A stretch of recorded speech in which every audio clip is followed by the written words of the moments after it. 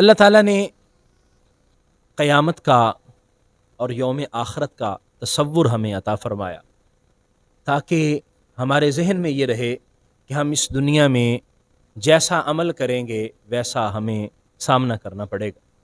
اس دنیا کے اندر زندگی گزارتے ہوئے جو اعمال بجا لائیں گے کل قیامت کے دن ہمیں ان کا حساب و کتاب دینا ہوگا۔ اللہ تعالیٰ نے رزق عطا فرمایا، ہم دنیا میں کماتے ہیں، کہاں سے کماتے ہیں، ہمارے سورس آف انکم کیا ہے، اور پھر ہم ان کو استعمال کہاں کر رہے ہیں۔ جو رزق ہم کما رہے ہیں، جو اللہ تبارک و تعالیٰ نے ہمیں صلاحیتیں عطا فرمائی ہیں، ان صلاحیتوں کو ہم جائز طریقے سے استعمال کر رہے ہیں، اور پھر ان سے جو کما رہے ہیں کیا وہ جائز جگہ استعمال کر رہے ہیں۔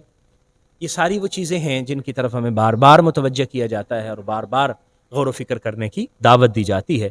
اللہ تعالیٰ نے حضور کو قرآن عطا فرمایا، اور قرآن من و عن ہمارے پاس موجود ہے، اور بالکل اس میں کسی طرح کی کوئی تبدیلی نہیں ہے، اور جب ہم اس کو پڑھتے ہیں ہم سمجھتے بھی ہیں کہ اس میں ہمیں سمجھایا گیا ہے اور ہمیں فوکس کیا گیا ہے انسان کو، کہ انسان اپنی زندگی کو کیسے اچھا بنا سکتا ہے، اللہ تعالیٰ کی بارگاہ کے اندر وہ قبول ہو سکے اور مقبول بارگاہ بن سکے۔ اور جس کو اللہ گمراہ کر دے اس کو کوئی بھی ہدایت نہیں دے سکتا۔ اللہ تبارک و تعالیٰ کو ہدایت عطا فرماتا ہے، لیکن جو لوگ سرکشی اختیار کرتے ہیں اور اللہ تبارک و تعالیٰ کے احکام کو قبول نہیں کرتے، اللہ کے انبیاء کی گستاخی کرتے ہیں، اللہ تبارک و تعالیٰ کی نشانیوں کو دھتکارتے ہیں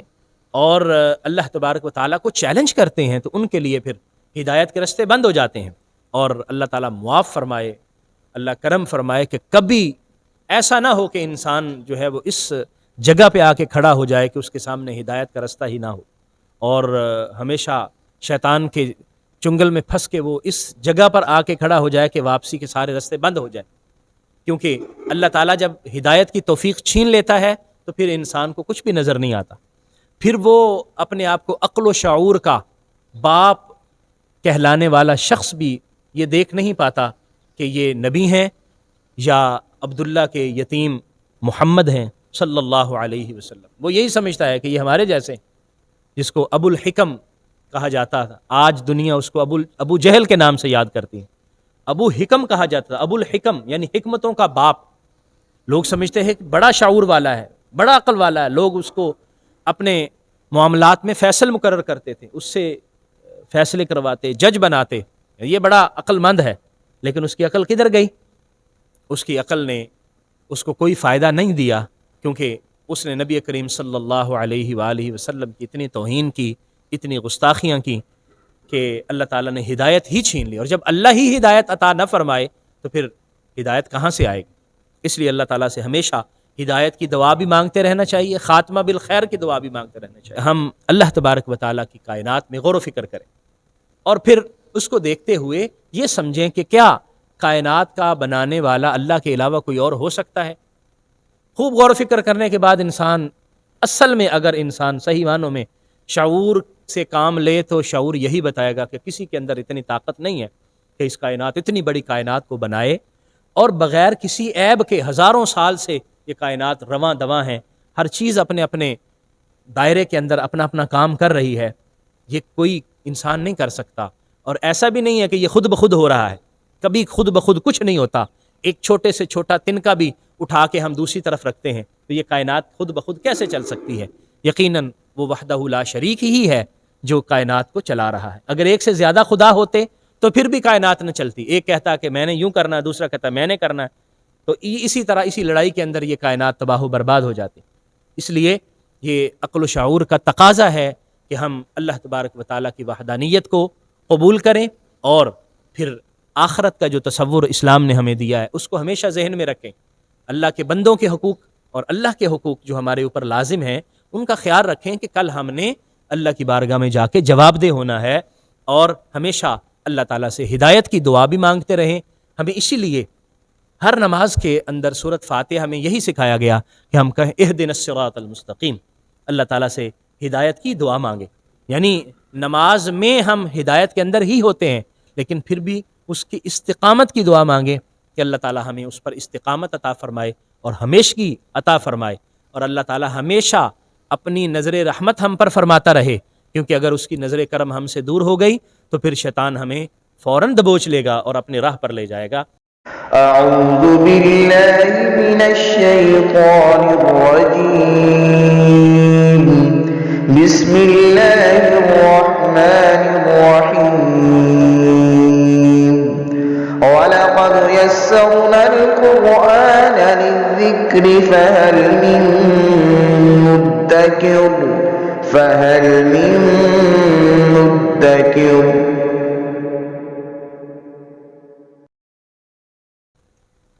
بسم اللہ الرحمن الرحیم۔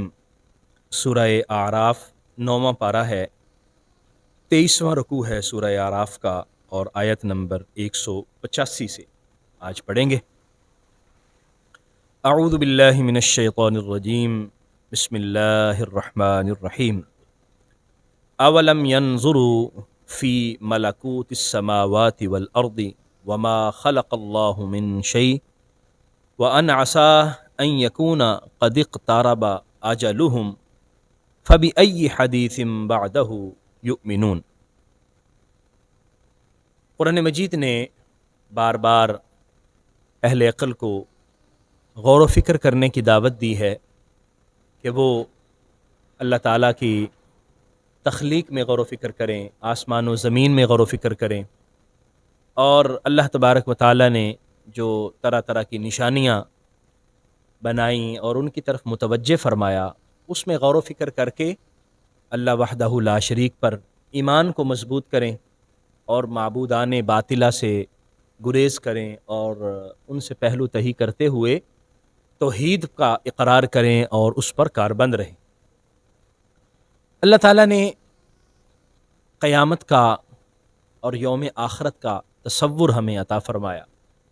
تاکہ ہمارے ذہن میں یہ رہے کہ ہم اس دنیا میں جیسا عمل کریں گے ویسا ہمیں سامنا کرنا پڑے گا۔ اس دنیا کے اندر زندگی گزارتے ہوئے جو اعمال بجا لائیں گے، کل قیامت کے دن ہمیں ان کا حساب و کتاب دینا ہوگا۔ اللہ تعالیٰ نے رزق عطا فرمایا، ہم دنیا میں کماتے ہیں، کہاں سے کماتے ہیں، ہمارے سورس آف انکم کیا ہے، اور پھر ہم ان کو استعمال کہاں کر رہے ہیں۔ جو رزق ہم کما رہے ہیں، جو اللہ تبارک و تعالیٰ نے ہمیں صلاحیتیں عطا فرمائی ہیں، ان صلاحیتوں کو ہم جائز طریقے سے استعمال کر رہے ہیں، اور پھر ان سے جو کما رہے ہیں کیا وہ جائز جگہ استعمال کر رہے ہیں۔ یہ ساری وہ چیزیں ہیں جن کی طرف ہمیں بار بار متوجہ کیا جاتا ہے اور بار بار غور و فکر کرنے کی دعوت دی جاتی ہے۔ یہاں پر بھی ارشاد فرمایا گیا ہے، اولم ینظروا فی ملکوت السماوات والارض، کیا انہوں نے آسمان و زمین کی بادشاہت میں نہیں دیکھا؟ آسمان و زمین کی ملکیت جو اس مالک کی ہے جن کا تخلیق کرنے والا اور انہیں چلانے والا خالق یکتا ہے، کیا انہوں نے اس میں غور و فکر نہیں کیا؟ وما خلق اللہ من شیء، اور اللہ نے جو کچھ بھی پیدا کیا، جو کچھ بھی اللہ نے تخلیق کیا، آسمان و زمین، اور آسمان و زمین میں جتنی بھی چیزیں ہیں اسی کی تخلیق کردہ ہیں، تو کیا انہوں نے اس میں غور و فکر نہیں کیا، دیکھا نہیں ہے؟ وَأَنْ عَسَىٰ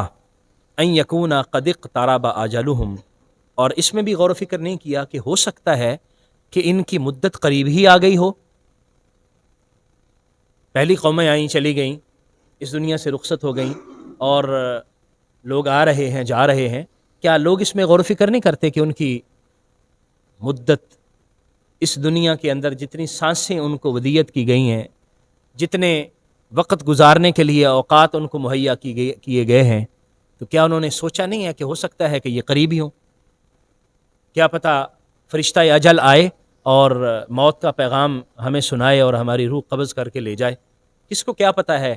کہ کون سا وقت ہے؟ کیا انہوں نے یہ غور و فکر نہیں کیا؟ ہو سکتا ہے کہ وہ قریبی آ گیا ہو۔ فَبِأَيِّ حَدِيثٍ بَعْدَهُ يُؤْمِنُونَ، اور پھر اس کے بعد، یعنی قرآن مجید فرقان حمید آ گیا ہے، اس کے بعد وہ کس چیز پر ایمان لائیں گے؟ قرآن کے اندر ہر چیز کو بیان کر دیا گیا، قرآن کے اندر انسان کی رہنمائی کے لیے ہر طرح کا سامان موجود ہے، اور اللہ تعالیٰ نے طرح طرح سے مختلف مثالیں دے کر انسان کو سمجھایا، اور اللہ تعالیٰ نے اپنے نبیوں کا ذکر کیا، رسولوں کا ذکر کیا کہ میں نے انبیاء کرام کا سلسلہ تمہارے لیے، تمہاری رشد و ہدایت کے لیے جاری کیا۔ نبی کریم صلی اللہ تعالیٰ علیہ وآلہ وسلم اللہ تعالیٰ نے حضور کو قرآن عطا فرمایا، اور قرآن من و عن ہمارے پاس موجود ہے، اور بالکل اس میں کسی طرح کی کوئی تبدیلی نہیں ہے، اور جب ہم اس کو پڑھتے ہیں ہم سمجھتے بھی ہیں کہ اس میں ہمیں سمجھایا گیا ہے اور ہمیں فوکس کیا گیا ہے انسان کو، کہ انسان اپنی زندگی کو کیسے اچھا بنا سکتا ہے، اللہ تعالیٰ کی بارگاہ کے اندر وہ قبول ہو سکے اور مقبول بارگاہ بن سکے۔ من یضلل اللہ فلا ہادی لہ، اور جس کو اللہ گمراہ کر دے اس کو کوئی بھی ہدایت نہیں دے سکتا۔ اللہ تبارک و تعالیٰ کو ہدایت عطا فرماتا ہے، لیکن جو لوگ سرکشی اختیار کرتے ہیں اور اللہ تبارک و تعالیٰ کے احکام کو قبول نہیں کرتے، اللہ کے انبیاء کی گستاخی کرتے ہیں، اللہ تبارک و تعالیٰ کی نشانیوں کو دھتکارتے ہیں اور اللہ تبارک و تعالیٰ کو چیلنج کرتے ہیں، تو ان کے لیے پھر ہدایت کے راستے بند ہو جاتے ہیں۔ اور اللہ تعالیٰ معاف فرمائے، اللہ کرم فرمائے کہ کبھی ایسا نہ ہو کہ انسان جو ہے وہ اس جگہ پہ آ کے کھڑا ہو جائے کہ اس کے سامنے ہدایت کا راستہ ہی نہ ہو، اور ہمیشہ شیطان کے چنگل میں پھنس کے وہ اس جگہ پر آ کے کھڑا ہو جائے کہ واپسی کے سارے راستے بند ہو جائیں۔ کیونکہ اللہ تعالیٰ جب ہدایت کی توفیق چھین لیتا ہے تو پھر انسان کو کچھ بھی نظر نہیں آتا، پھر وہ اپنے آپ کو عقل و شعور کا باپ کہلانے والا شخص بھی یہ دیکھ نہیں پاتا کہ یہ نبی ہیں یا عبداللہ کے یتیم محمد ہیں صلی اللہ علیہ وسلم۔ وہ یہی سمجھتا ہے کہ یہ ہمارے جیسے، جس کو ابو الحکم کہا جاتا تھا، آج دنیا اس کو ابو جہل کے نام سے یاد کرتی ہے، ابو حکم کہا جاتا تھا، ابو الحکم یعنی حکمتوں کا باپ۔ لوگ سمجھتے ہیں کہ بڑا شعور والا ہے، بڑا عقل والا ہے، لوگ اس کو اپنے معاملات میں فیصل مقرر کرتے تھے، اس سے فیصلے کرواتے، جج بناتے، یہ بڑا عقل مند ہے۔ لیکن اس کی عقل کدھر گئی؟ اس کی عقل نے اس کو کوئی فائدہ نہیں دیا، کیونکہ اس نے نبی کریم صلی اللہ علیہ وآلہ وسلم کی اتنی توہین کی، اتنی گستاخیاں کی